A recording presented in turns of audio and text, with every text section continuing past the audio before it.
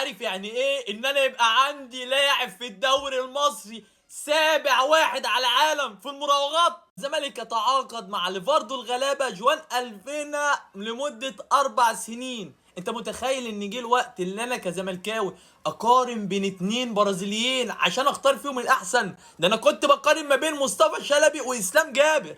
انا كزملكاوي والله مصدوم. يعني انت متخيل ان لاعب زي اللي في الفيديو قدامك ده هيبقى جناح الزمالك؟ انت متخيل من الجربوع درجن هاخد موهبه هي السابعه على العالم في المراوغات؟ ده بيقط طوب الارض. ده مش عارف الكنزات اللي بتبقى في التدريب ده بيقطها. يجي حد محنك بقى يقول لك اصل ده قصير، اصل ده 168 سنتي، في مثل مصري بيقول لك مش بالطول بالمفعول، يعني معلش، وكلها بتقول بس مفيش مفعول. في الفيديو يعني من اللاعب ده ان اللاعب ده جماعي غير اي برازيلي. يعني انت مثلا تلاقي ان البرازيلي بيحب يحتفظ بالكرة كتير، بيحب يقط كتير، بيحب يبقى استعراضي اكتر. بس اللاعب ده لا، اللاعب ده بيسجل وبس بيصنع اكتر بكتير من ان هو بيسجل، ودي ميزة مش عندنا كتير. افتح التتش يا خطيب.